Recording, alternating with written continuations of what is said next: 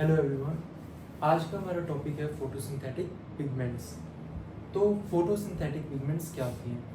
Photosynthetic pigments ये special molecules हैं जो कि या तो मतलब ये एब्जॉर्ब कर लेंगे सर्टेन वेवलेंथ ऑफ लाइट को, कुछ वेवलेंथ्स ऑफ लाइट को ये रिफ्लेक्ट बैक कर देते हैं और कुछ वेवलेंथ्स ऑफ लाइट इसमें से पास थ्रू हो जाती हैं from the visible spectrum of sunlight. Visible spectrum of sunlight यानी कि जो सन से रेज आ रही हैं जो विजिबल है उसमें से, that is the white light. White light को अगर हम प्रिज्म में से पास करते हैं तो वो अपने 7 डिफरेंट कंपोनेंट्स में स्प्लिट अप हो जाता है, that is violet, indigo, blue, green, yellow, orange, red. तो वाइट लाइट 7 डिफरेंट कलर्स का बनी होती है। तो ये है हमारा विजिबल स्पेक्ट्रम। अब फोटोसिंथेटिक पिगमेंट्स पे जब विजिबल स्पेक्ट्रम विजिबल स्पेक्ट्रम पड़ता है तो कुछ इनमें से कलर्स रिफ्लेक्ट बैक हो जाते हैं, कुछ कलर्स इसमें एब्जॉर्ब होते हैं और कुछ कलर्स इसमें से सीधे निकल जाते हैं। जो रिफ्लेक्ट बैक होते हैं, पिगमेंट का कलर वही होता है जो कलर्स रिफ्लेक्ट बैक होंगे। जैसे इस पिगमेंट में एक्स रिफ्लेक्ट बैक हुई है तो इस पिगमेंट का कलर वही होएगा एक्स, यानी कि जिस कलर की वेवलेंथ रिफ्लेक्ट बैक हुई है वही इस पिगमेंट का कलर होगा। और इस पिगमेंट ने वो लाइट यूज़ की है, वो कलर ऑफ लाइट यूज़ किया फोटोसिंथेसिस में जो इसने एब्जॉर्ब किया, दैट इज वाई। तो जो ये एब्जॉर्ब करेगा उसी को ही ये यूटिलाइज करेगा फोटोसिंथेसिस में। तो यहाँ जैसे वाई एब्जॉर्ब किया है तो वाई ये यूज़ कर रहा है फोटोसिंथेसिस के लिए। और कुछ वेवलेंथ्स ऑफ लाइट, कुछ कलर्स इसमें से सीधे के सीधे ट्रांसमिट हो जाते हैं, जैसे यहाँ पर है Z। तो फोटोसिंथेटिक पिगमेंट्स स्पेशल मॉलिक्यूल्स हैं, दोज एब्जॉर्ब, ट्रांसमिट, एब्जॉर्ब या transmit and reflect different colours of light from the visible spectrum of sunlight. तो यहाँ ये एब्जॉर्ब करेंगे या इसमें से कुछ वेवलेंथ्स एब्जॉर्ब होंगी, कुछ रिफ्लेक्ट बैक होंगी और कुछ ट्रांसमिट होंगी। और पिगमेंट का कलर वही होएगा जो वो रिफ्लेक्ट करेगा। Pigment appears in colour which it reflects and uses the colour which it absorb. और पिगमेंट में वही कलर यूज किया फॉर फोटोसिंथेसिस जो इसने एब्जॉर्ब किया। तो ये एक जनरल ओवरव्यू था फोटोसिंथेटिक पिगमेंट्स का। अब फोटोसिंथेटिक पिगमेंट्स मेनली 3 टाइप्स की होती हैं। That the first type is chlorophyll, the second type is carotenoids and the third type is phycobilins. Chlorophyll is a green pigment. इसका मतलब इसने जो रिफ्लेक्ट बैक की है लाइट वो है ग्रीन कलर की। तो क्लोरोफिल के डिफरेंट टाइप्स हैं, क्लोरोफिल ए, बी, सी, डी, ई। ये मोस्टली प्लांट्स में ये होते हैं, इनमें से कुछ। क्लोरोफिल ए तो हर एक प्लांट में होगा। Chlorophyll A is present in all plants. और कुछ बैक्टीरिया वाले क्लोरोफिल हैं, जैसे bacteriochlorophyll A, bacteriochlorophyll B, bacterioviridin. ये डिफरेंट टाइप्स ऑफ क्लोरोफिल है। क्लोरोफिल की डिटेल हम बाद में पढ़ेंगे। अब जो second type of carotenoid, second type है फोटोसिंथेटिक पिगमेंट्स का, कैरोटीनॉइड्स। जो फर्स्ट कैरोटीनॉइड मिला था वो मिला था कैरेट में। और इसके कैरोटीनॉइड्स जो हैं, जो ब्राइट कलर्स होते हैं, ये प्रोवाइड करते हैं bright colours to fruits and flowers. जो भी ब्राइट कलर्स होते हैं फ्लावर्स या फ्रूट में, उसका पीछे रीज़न कौन सी है, कौन सी पिगमेंट है, दैट इज कैरोटीनॉइड्स। कैरोटीनॉइड्स 2 तरह के होते हैं, कैरोटीन्स एंड ज़ैंथोफिल्स। कैरोटीन्स के अंदर कार्बन और हाइड्रोजन के एटम्स होते हैं। ज़ैंथोफिल के अंदर कार्बन, हाइड्रोजन एंड ऑक्सीजन के एटम्स होते हैं। कैरोटीन्स जो होते हैं उनका मेनली कलर होता है येलो, ऑरेंज। और इसका एग्जांपल है जैसे बीटा कैरोटीन। और ज़ैंथोफिल्स जो होते हैं इनका कलर मेनली होता है येलो कलर की। और इनका एग्जांपल है ल्यूटीन या फिर फ्यूकोजेंथिन। और भी डिफरेंट टाइप्स हैं, लेकिन जैसे ल्यूटीन है, this is the most common type of xanthophyll. सबसे ज़्यादा कॉमन जो मोस्टली अबंडेंट है वो क्या है, ल्यूटीन। ये मोस्टली सबसे ज़्यादा जो अबंडेंट अमाउंट में है वो है ल्यूटीन। फ्यूकोजेंथिन ब्राउन कलर का होता है। और इसके बाद आते हैं हमारे पास फाइकोबिलिन्स। ये photosynthetic pigments blue green algae में प्रेजेंट होती है। ये कहाँ पे प्रेजेंट होती है? ब्लू ग्रीन एल्गी में। फाइकोबिलेंस दो तरह के हैं, फाइकोसायानिन और फाइकोइरिथ्रिन। फाइकोसायानिन का कलर होता है पर्पल या ब्लूइश कलर होता है, और जो फाइकोइरिथ्रिन है उनका कलर क्या होता है? रेड। ये फोटोसिंथेटिक पिगमेंट्स थी, और आगे हम करेंगे क्लोरोफिल के बारे में डिटेल में। हेलो एवरीवन, आज का हमारा टॉपिक है फोटोसिंथेटिक पिगमेंट्स। तो फोटोसिंथेटिक पिगमेंट्स क्या होती हैं?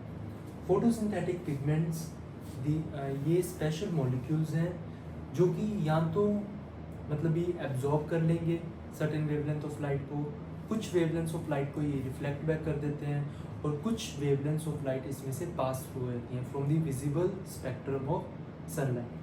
विजिबल स्पेक्ट्रम ऑफ सनलाइट यानी कि जो सन से रेज आ रही हैं जो विजिबल है उसमें से, that is the white light.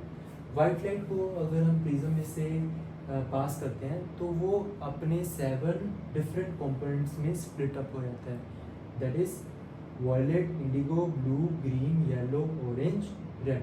तो वाइट लाइट 7 डिफरेंट कलर्स का बनी होती है। तो ये है हमारा विजिबल स्पेक्ट्रम। अब फोटोसिंथेटिक पिगमेंट्स पे जब विजिबल स्पेक्ट्रम विजिबल स्पेक्ट्रम पड़ता है तो कुछ इनमें से कलर्स रिफ्लेक्ट बैक हो जाते हैं, कुछ कलर्स इसमें एब्जॉर्ब होते हैं, और कुछ कलर्स इसमें से सीधे निकल जाते हैं। जो रिफ्लेक्ट बैक होते हैं, पिगमेंट का कलर वही होता है जो कलर्स रिफ्लेक्ट बैक होंगे। जैसे इस पिगमेंट में एक्स रिफ्लेक्ट बैक हुई है, तो इस पिगमेंट का कलर वही होएगा एक्स, यानी कि जिस कलर की वेवलेंथ रिफ्लेक्ट बैक हुई है वही इस पिगमेंट का कलर होएगा। और इस पिगमेंट ने वो लाइट यूज़ की है, वो कलर ऑफ लाइट यूज़ किया फोटोसिंथेसिस में जो इसने एब्जॉर्ब किया, दैट इज वाई। तो जो ये एब्जॉर्ब करेगा उसी को ही ये यूटिलाइज करेगा फोटोसिंथेसिस में। तो यहाँ जैसे वाई एब्जॉर्ब किया है तो वाई ये यूज़ कर रहा है फोटोसिंथेसिस के लिए, और कुछ वेवलेंथ्स ऑफ लाइट, कुछ कलर्स इसमें से सीधे के सीधे ट्रांसमिट हो जाते हैं, जैसे यहाँ पर है Z। तो फोटोसिंथेटिक पिगमेंट्स स्पेशल मॉलिक्यूल्स हैं, दोज एब्जॉर्ब, ट्रांसमिट, एब्जॉर्ब या transmit and reflect different colours of light from the visible spectrum of sunlight. तो यहाँ ये एब्जॉर्ब करेंगे या इसमें से कुछ वेवलेंथ्स एब्जॉर्ब होंगी, कुछ रिफ्लेक्ट बैक होंगी और कुछ ट्रांसमिट होंगी। और पिगमेंट का कलर वही होएगा जो वो रिफ्लेक्ट करेगा। Pigment appears in colour which it reflects and uses the colour which it absorb. और पिगमेंट में वही कलर यूज किया फॉर फोटोसिंथेसिस जो इसने एब्जॉर्ब किया। तो ये एक जनरल ओवरव्यू था फोटोसिंथेटिक पिगमेंट्स का।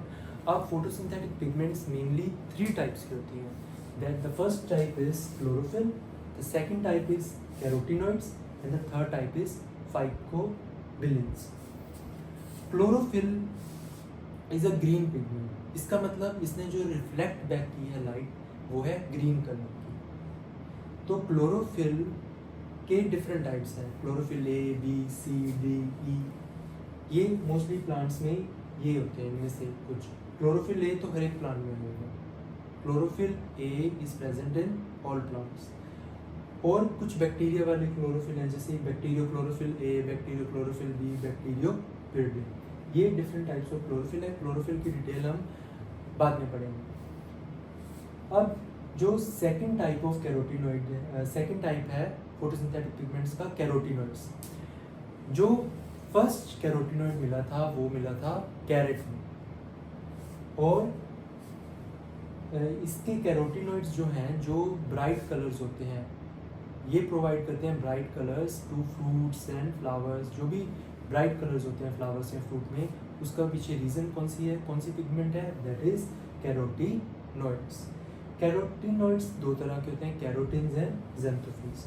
कैरोटिन्स के अंदर कार्बन और हाइड्रोजन के एटम्स होते हैं, ज़ैंथोफिल के अंदर कार्बन, हाइड्रोजन एंड ऑक्सीजन के एटम्स होते हैं।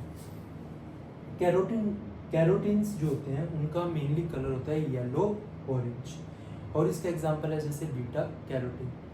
और ज़ैंथोफिल्स जो होते हैं इनका कलर मेनली होता है येलो कलर की, और इनका एग्जांपल है ल्यूटीन या फिर फ्यूकोजेंथिन। और भी डिफरेंट टाइप्स हैं, लेकिन जैसे ल्यूटीन है, this is the most common type of xanthophyll.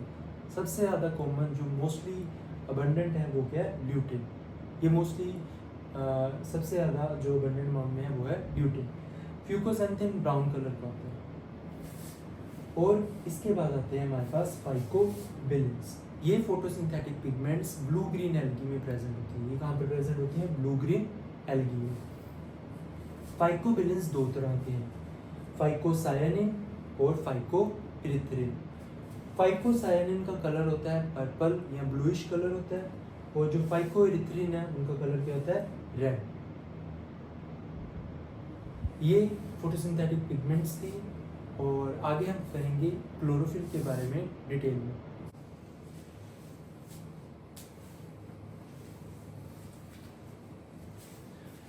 अब हम करने जा रहे हैं स्ट्रक्चर ऑफ क्लोरोफिल। क्लोरोफिल एक फोटोसिंथेटिक पिगमेंट है जिसकी वजह से प्लांट का कलर क्या होता है, green. Chlorophyll are magnesium porphyrin compounds. Porphyrin ring consist of 4 pyrrole rings. Chlorophyll एक मैग्नीशियम पोरफायरिन कंपाउंड होता है। पोरफायरिन कंपाउंड जिसके अंदर पायरोल रिंग्स हुए, और मैग्नीशियम यानी कि उसके सेंटर पे क्या है, मैग्नीशियम एटम। क्लोरोफिल मॉलिक्यूल के सेंटर पे होता है मैग्नीशियम एटम्स, और ये है एक पायरोल रिंग का स्ट्रक्चर, जिसमें एक 5 मेंबर्ड स्ट्रक्चर है, जिसमें एक नाइट्रोजन एटम है और 4 कार्बन एटम्स हैं और 2 डबल बॉन्ड्स हैं। तो दिस इज अ पायरोल। तो क्लोरोफिल मॉलिक्यूल्स में ऐसे 4 पायरोल रिंग्स होती हैं, जो कि उसके सेंटर में जो मैग्नीशियम एटम प्रेजेंट है उसके साथ वो बॉन्डेड होती हैं।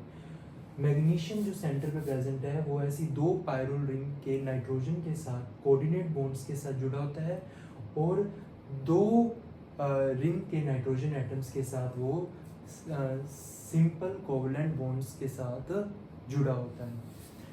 अब ये था मतलब कि chlorophyll molecule has a magnesium porphyrin head. अब क्लोरोफिल मॉलिक्यूल के अंदर 2 पार्ट्स होते हैं, एक होता है हेड और एक होता है टेल।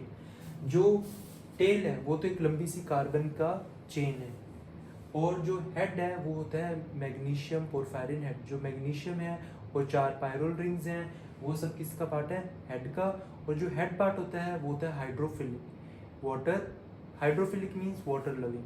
और जो टेल पार्ट है, जो एक लंबी कार्बन की चेन है, दैट इज हाइड्रोफोबिक। और हेड और टेल दोनों जुड़े हुए हैं with the help of the ester bond. Now what is an ester? Carboxylic acid की जब हम रिएक्शन करवाते हैं किसी अल्कोहल के साथ, तब उसमें डिहाइड्रेशन होता है, OH फ्रॉम द कार्बोक्सिलिक और H फ्रॉम द अल्कोहल, वो रिमूव हो जाएगा और हमारे पास क्या बन जाएगा, एक ester link. This is known as ester bond, C double bond O and O। तो ये क्या है, एस्टर। तो डिहाइड्रेशन के थ्रू हेड और टेल जुड़ते हैं और उनके बीच में क्या बन जाता है, एक एस्टर बॉन्ड। और जो हेड पार्ट है वो हाइड्रोफिलिक है यानी कि वाटर लविंग है, और जो टेल पार्ट है वो क्या है, हाइड्रोफोबिक यानी कि वाटर रिपेलेंट। क्लोरोफिल मॉलिक्यूल के सेंटर में एक मैग्नीशियम एटम है जिसके अराउंड 4 पायरोल रिंग्स हैं, जो कि मैग्नीशियम एटम्स के साथ जुड़ी हुई हैं through nitrogen atoms. 2 nitrogen atoms के साथ वो कोवलेंट बॉन्ड के थ्रू जुड़े हैं, और 2 नाइट्रोजन एटम्स के साथ वो कोऑर्डिनेट बॉन्ड के साथ जुड़ी हुई हैं। और उसके बाद है, ये हमारा हेड बनाता है, और टेल एक लंबी कार्बन की चेन है, और ये दोनों हेड और टेल आपस में कनेक्टेड है वाया दी एस्टर बॉन्ड।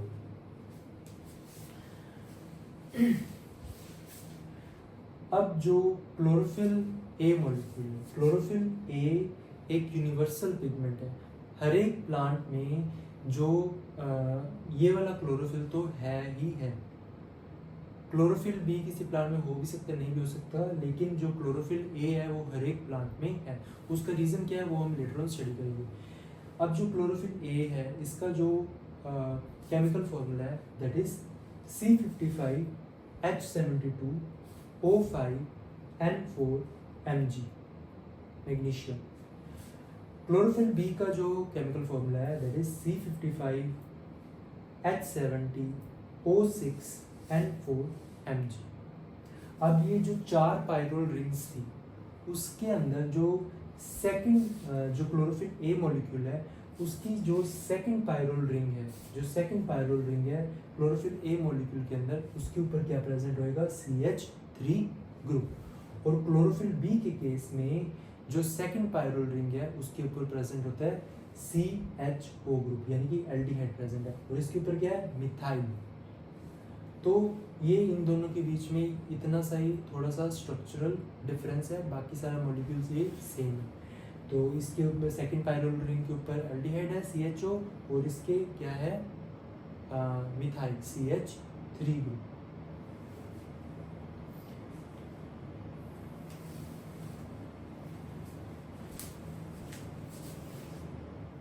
हम करने जा रहे हैं एब्जॉर्प्शन स्पेक्ट्रम को। तो एब्जॉर्प्शन स्पेक्ट्रम क्या है, एक graphical representation of absorbance of different wavelengths of light by photosynthetic pigments. भी फोटोसिंथेटिक पिगमेंट्स को हम जब विजिबल स्पेक्ट्रम की अलग अलग वेवलेंथ्स ऑफ लाइट डालते हैं तो वो कौन सी वेवलेंथ ऑफ लाइट को ज़्यादा एब्जॉर्ब कर रहे हैं, कौन सी को कितना एब्जॉर्ब कर रहे हैं, तो उसकी ग्राफिकल रिप्रेजेंटेशन को हम बोलते हैं एब्जॉर्प्शन स्पेक्ट्रम।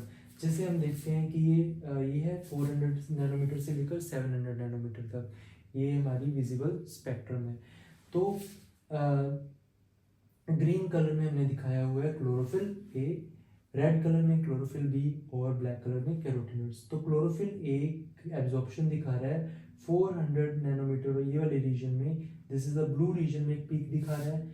फिर ये येलो ग्रीन रीजन में इसने एकदम मतलब भी बहुत कम एब्जॉर्प्शन दिखा रहा है। फिर दोबारा इसने पीक शो की है एक रेड रीजन में, तो ये ब्लू रीजन में ज़्यादा एब्जॉर्प्शन शो कर रहा है और रेड रीजन में ये ज़्यादा एब्जॉर्प्शन शो कर रहा है लाइट की।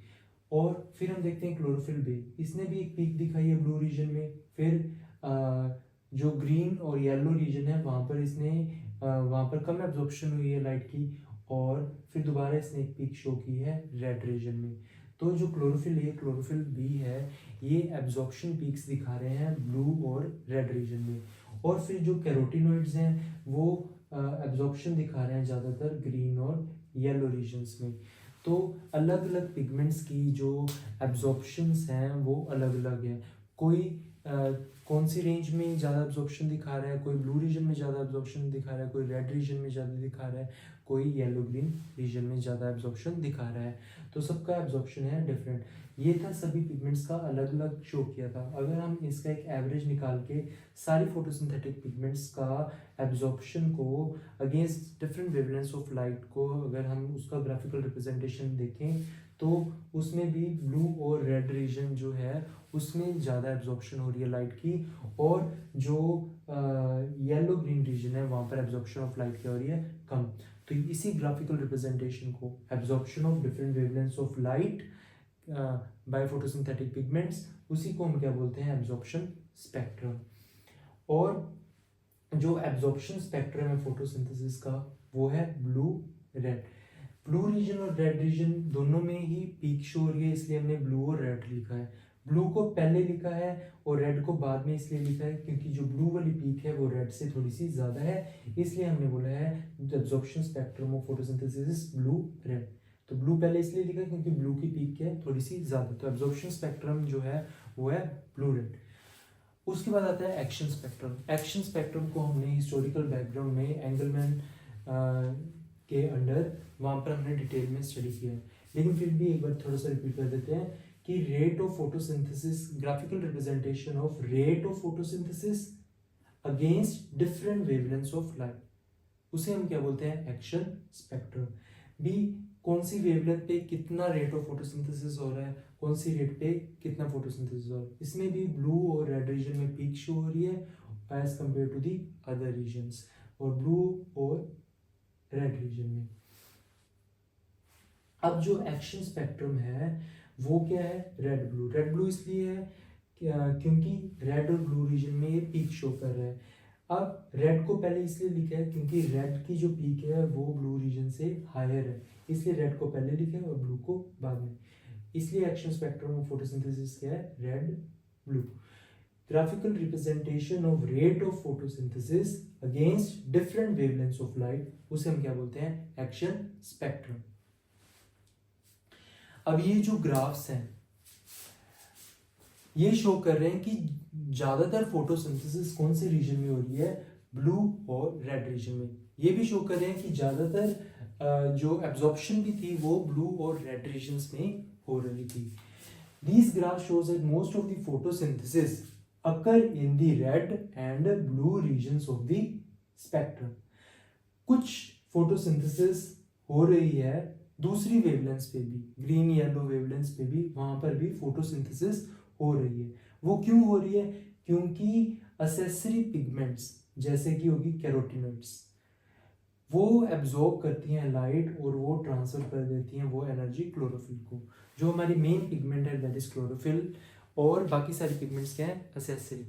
तो जो दूसरी पिगमेंट्स हैं जैसे कैरोटिनॉइड्स, वो एब्जॉर्प्शन शो कर रही है नॉन रेड या नॉन ब्लू रीजन्स में भी।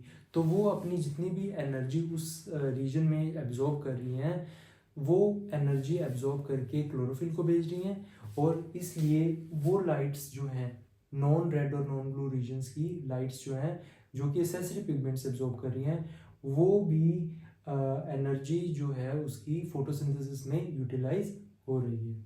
लेकिन ज़्यादातर जो यूटिलाइजेशन है फोटोसिंथेसिस में वो हो रहा है रेड और ब्लू रीजन्स का। अब एक नोट क्या है कि प्लांट्स में फोटोसिंथेसिस, क्लोरोफिल की सिंथेसिस के लिए, क्लोरोफिल बनने के लिए लाइट की प्रेजेंस होना जरूरी है। तो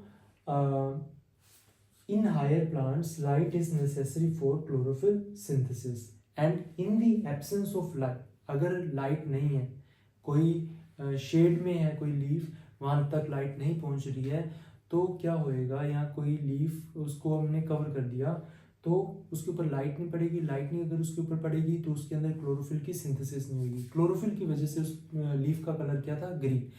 अब क्योंकि उसके ऊपर हमने कुछ रख दिया है तो उसमें क्लोरोफिल की सिंथेसिस नहीं होगी, तो अब वो धीरे धीरे येलो कलर में टर्न होना शुरू हो जाएगी, और इसी को हम बोलते हैं etiolation.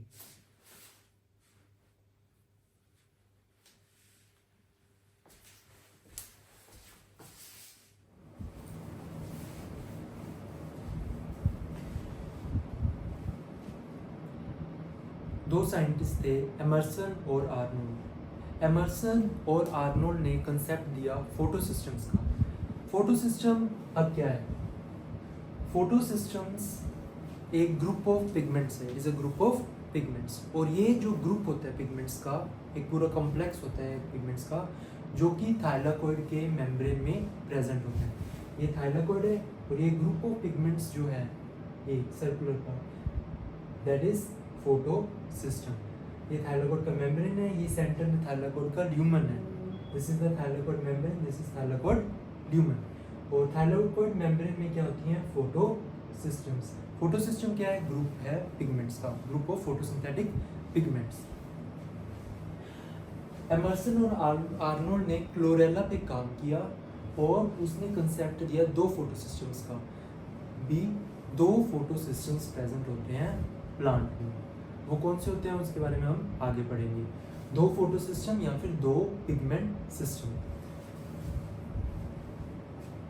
The group of photosynthetic pigments in thylakoid membrane is known as photosystem। ये जो ग्रुप है photosynthetic pigment का thylakoid membrane में, इसे हम क्या बोलते हैं, photosystem। फोटोसिस्टम के अंदर दो पार्ट्स होते हैं, एक तो उसका main reaction centre. Reaction centre हमेशा क्लोरोफिल ए मॉलिक्यूल बनाता है, और रिएक्शन सेंटर के अराउंड जितने भी मॉलिक्यूल्स हैं बाकी सारे पिगमेंट्स के, जिसमें कैरोटिनॉइड्स और बाकी chlorophyll B C D E, जितने भी बाकी सारी फोटोसिंथेटिक पिगमेंट्स हैं क्लोरोफिल ए को छोड़ के, वो सब बनाते हैं एंटीना मॉलिक्यूल्स या फिर लाइट हार्वेस्टिंग कॉम्प्लेक्स। तो जो फोटो सिस्टम है उसके अंदर एक रिएक्शन सेंटर होता है। रिएक्शन सेंटर हमेशा ही क्या होता है, molecule of chlorophyll A, surrounded by accessory pigments. Surrounded by accessory pigments, accessory pigments के अंदर क्लोरोफिल ए के अलावा बाकी जितनी भी फोटोसिंथेटिक पिगमेंट्स है वो सब क्या होती हैं, असेसरी पिगमेंट्स। उनका काम क्या होता है कि जो लाइट एनर्जी आ रही है उसको एब्जॉर्ब करके रिएक्शन सेंटर को भेज देना। The accessory pigment absorb light energy and transfer it to the reaction centre. These pigments help to make, और ये पिगमेंट्स हेल्प करती हैं, accessory pigments help in making photosynthesis more efficient. अब हर एक पिगमेंट जो एक सर्टेन वेवलेंथ ऑफ लाइट को एब्जॉर्ब करता है। क्लोरोफिल ए मॉलिक्यूल है वो मेनली ब्लू और रेड रीजन में एब्जॉर्ब करता है लाइट। कैरोटिनॉइड्स ग्रीन और येलो रीजन में एब्जॉर्ब करते हैं। तो हर एक पिगमेंट का जो एब्जॉर्प्शन है वो डिफरेंट है। तो अगर ये सारी पिगमेंट्स, असेसरी पिगमेंट्स अलग अलग वेवलेंथ्स ऑफ लाइट्स को एब्जॉर्ब कर रही हैं और अल्टीमेटली रिएक्शन सेंटर को भेज रही हैं, तो हर एक तरह का जो वेवलेंथ है वो यूटिलाइज होएगा फॉर फोटोसिंथेसिस, और इससे हमारी जो फोटोसिंथेसिस है वो ज़्यादा एफिशिएंट होएगी, ज़्यादा ऑप्टिमम होएगी। These pigments help to make photosynthesis more efficient by absorbing different wavelengths of light. These molecules are known as antenna molecules, और ये असेसरी पिगमेंट्स को हम एंटीना molecules बोलते हैं या फिर लाइट हार्वेस्टिंग कॉम्प्लेक्स। ये फोटोसिस्टम है जिसके अंदर मेन जो है वो है क्लोरोफिल ए का मॉलिक्यूल जिसे हम बोलते हैं रिएक्शन सेंटर, और it is surrounded by hundreds of antenna molecules. Antenna molecules यानी कि बाकी सारी एसेसरी पिगमेंट्स, क्लोरोफिल ए को छोड़ के बाकी जितनी भी फोटोसिंथेटिक पिगमेंट्स है, कैरोटिनॉइड्स हैं, क्लोरोफिल बी, सी, डी, ई, वो सब क्या है, एंटीना मॉलिक्यूल्स। एंटीना मॉलिक्यूल्स को हम सबको लाइट हार्वेस्टिंग कॉम्प्लेक्स भी बोल देते हैं। और तो अब फोटोसिस्टम किसका बना होता है, एक बीच में reaction centre surrounded by hundreds of antenna molecules, या फिर हम इसको लाइट हार्वेस्टिंग कॉम्प्लेक्स भी बोल देते हैं एंटीना मॉलिक्यूल्स को। नाउ एमर्सन एंड आर्नोल्ड ने टू फोटोसिस्टम का कंसेप्ट दिया, यानी कि there are two types of photosystems, that is photosystem 1 and photosystem 2। जो फोटोसिस्टम 1 है वो एब्जॉर्प्शन पीक दिखाता है एट 700 नैनोमीटर ऑफ लाइट।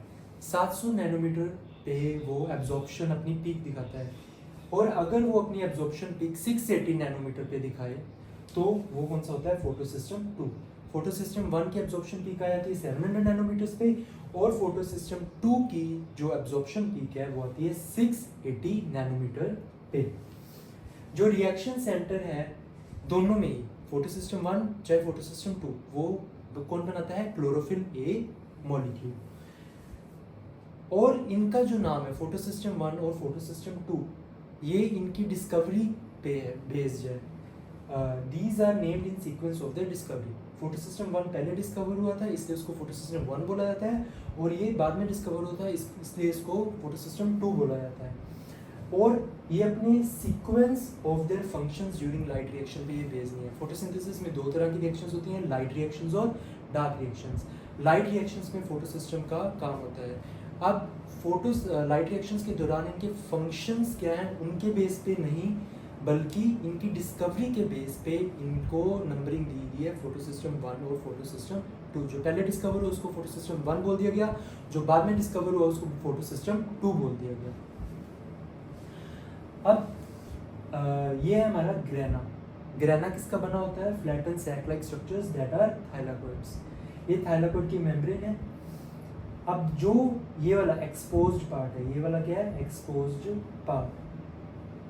ये वाला क्या है, फ्रैट या स्ट्रोमल एमिली या फिर स्ट्रोमल थाइलाकोइड्स। जो स्ट्रोमल थाइलाकोइड्स हैं या फिर जो ऊपर वाले या नॉन एक्सपोज्ड पार्ट्स हैं, इसे हम बोलते हैं नॉन अप्रेस्ड पार्ट। जो नॉन अप्रेस्ड पार्ट्स हैं, ये वाला, ये वाला, ये वाला, ये साइड वाला या ये स्ट्रोमल थाइलाकोइड वाला, इनके अंदर सिर्फ फोटोसिस्टम 1 होता है।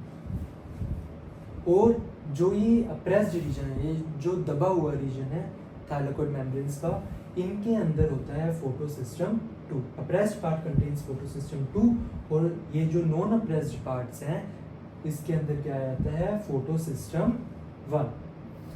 जो ग्रैनल थाइलाकोइड्स है, अब ये पूरा ग्रैनल है, इसके अंदर अप्रेस्ड रीजन भी है और अप्रेस्ड रीजन भी और नॉन अप्रेस्ड रीजन भी है। तो इसके अंदर ग्रैना के अंदर फोटोसिस्टम 1 भी होएगा, फोटोसिस्टम 2 भी होएगा। लेकिन जो स्ट्रोमल एमिला है, स्ट्रोमल थाइलाकोइड्स हैं या फिर फ्रेट है, उसके अंदर सिर्फ और सिर्फ क्या आएगा, फोटो सिस्टम 1, क्योंकि वो क्या है, एक नॉन अप्रेस्ड रीजन।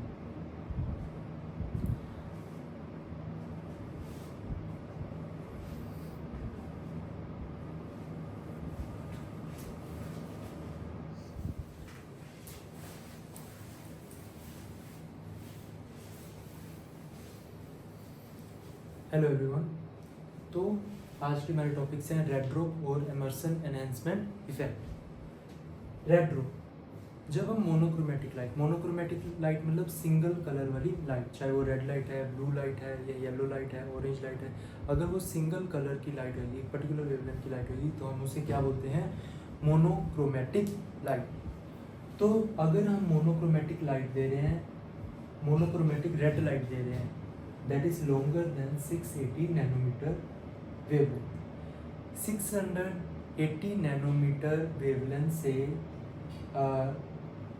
हम जो दे रहे हैं, रेड लाइट दे रहे हैं लॉन्गर देन 680 नैनोमीटर वेवलेंथ, यानी कि ग्रेटर देन 680 नैनोमीटर वेवलेंथ अगर हम दे रहे हैं लाइट की, तो रेट ऑफ फोटोसिंथेसिस में या उसकी क्वांटम यील्ड में एक शार्प डिक्रीज आएगा। रेट ऑफ फोटोसिंथेसिस में शार्प ड्रॉप आएगा आफ्टर 680 नैनोमीटर।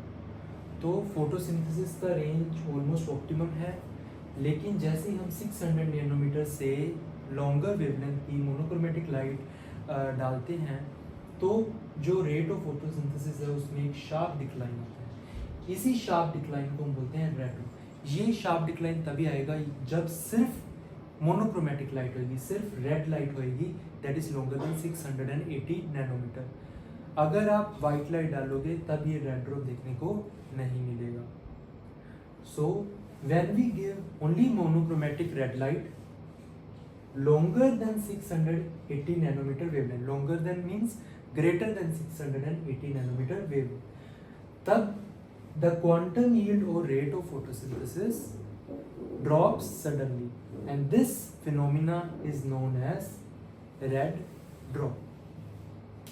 बस एमर्सन एनहेंसमेंट इफेक्ट, जब एमर्सन ने लाइट डाली शॉर्टर और ग्रेटर देन 600 नैनोमीटर को कंबाइन करके, तब जो फोटोसिंथेटिक एक्टिविटी थी वो इंक्रीज होगी, वो कई गुना ज़्यादा थी than the sum total of the photosynthetic yield which was obtained separately in the light of more than 600 nanometer and less than 600 nanometre.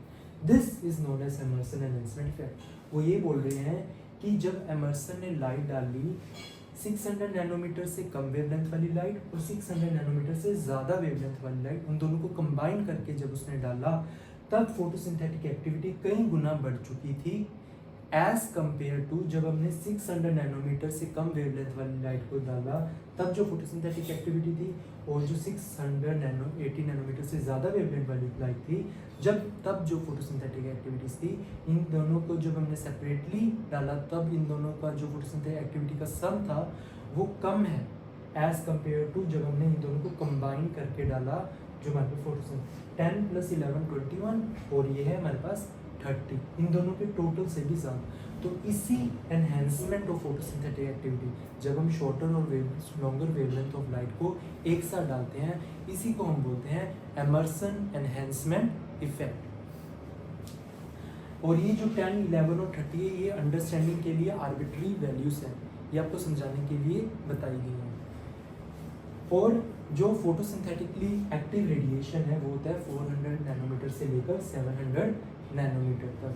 ये जो स्पेक्ट्रम की रेंज है 400 नैनोमीटर से लेकर 700 नैनोमीटर तक, ये रेंज जो है द स्पेक्ट्रल रेंज, इनको फोटोसिंथेटिक, इस रेंज को फोटोसिंथेटिक ऑर्गेनिज्म यूटिलाइज कर सकते हैं, यूज़ कर सकते हैं इन दी photosynthesis.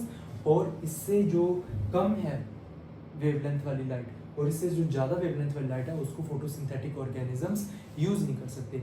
So this is the only photosynthetically active radiation, the spectral range that photosynthetic organisms can use in photosynthesis, that is photosynthetically active radiation।